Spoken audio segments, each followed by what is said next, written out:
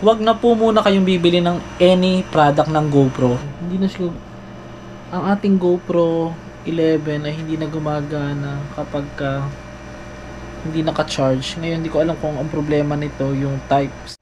Yan. Tapos nagre-recording stop siya.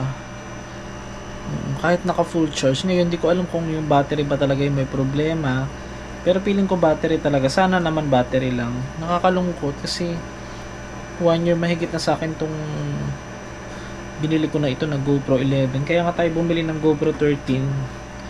Ito, yung 13. Ano nangyari? Parang bumabagsak ngayon ng market ni GoPro. Bakit parang ang hihina na ng mga inilalabas yung mga camera? Pero yung from GoPro 7 to 10, magaganda eh. Bakit?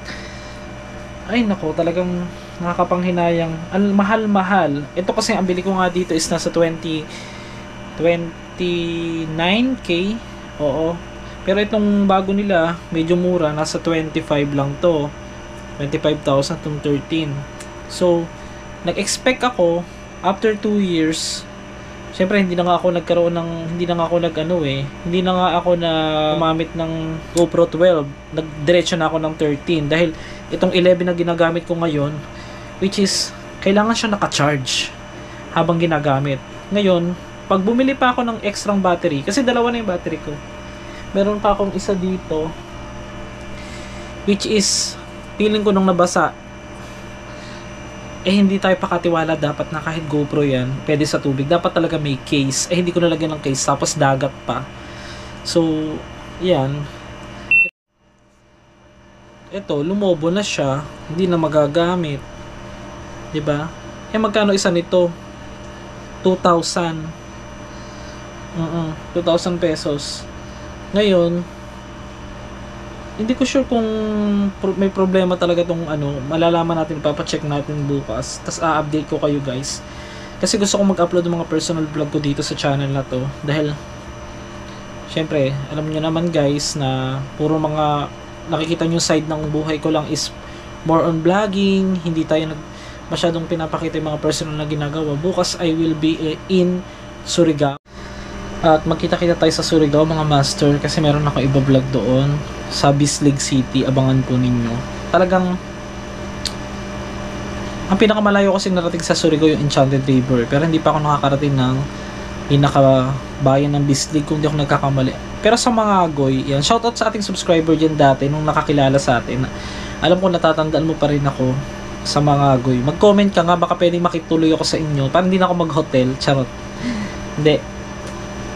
Kaya ko naman, kaya lang, syempre, kailangan magtipid dahil meron akong surprise sa inyo guys this month. Abangan po ninyo. Isang malaking success sa buhay natin na alam ko dahil po kasi sa tulong ninyo.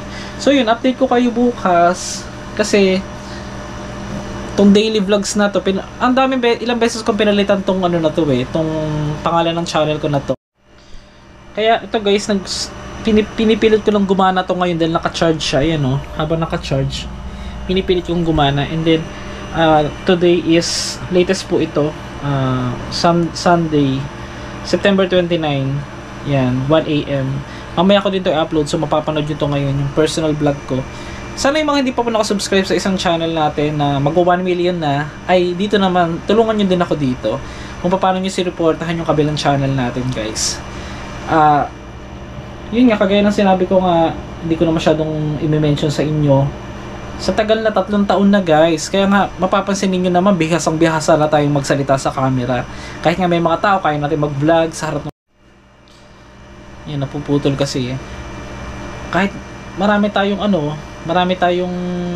mga naiba-vlog na puro sementeryo lang, dyan tayo. Kumbaga, nahasa tayo dito sa paggawa ng content, pagsasalita kahit maraming tao. Dati naiilang ako, pero still hanggang ngayon din naman, hindi naman ako ganun kalakas ang loob ko, lalo na pag maraming tao. So, this month, naimbitahan po ako sa isang event bilang special guest dito po sa Mindanao, especially dito po sa Davao City. Abangan nyo po, baka i-upload ko rin dito sa channel na to na kakanta ko sa kanila. Ipopromote na rin natin yung YouTube channel natin para madagdagan at mabilis na maabutan na natin yung 1 million. Kaya lang guys, talaga ngayon hindi ko talaga nagagamit yung GoPro.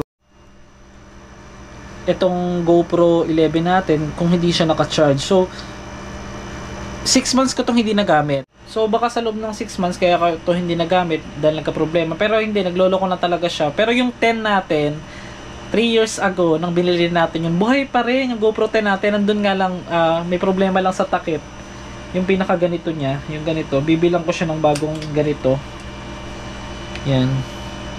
Kaya ako masasuggest ko guys, wag na po muna kayong bumili. For me, wag na po muna kayong bibili ng any product ng GoPro. For me lang po hindi ko sinisiraan ng GoPro, pero yun ang aking experience na hindi po talaga ako nagagandahan.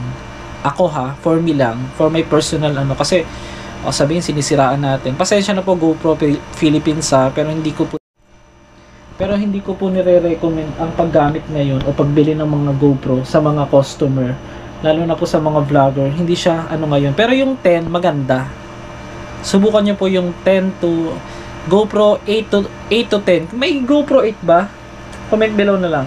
GoPro 8. Ayan, nagre-record naman. Tignan niyo, magi-stop So yun, hindi ko talaga nire-recommend guys na kayo ng GoPro 11 or something. Kasi ito naman, binilang ko na ng battery, ganito pa rin pero ipapacheck pa rin natin, baka napasukan lang ng tubig.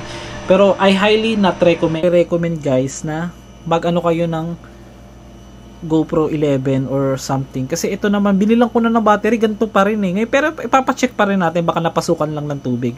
Pero I highly not recommended. O diba? Puputol-putol. Yan, ganyan ang nangyayari guys diba? Stop lang. Hindi naman yan talaga sa memory card kasi yung gamit ko yung magandang klaseng memory card na yan So for yan guys, maraming salamat kasi yun, malapit na tayong dito 300,000 charot. Like and share this video and don't forget to subscribe to our channel, Master Gala. See you.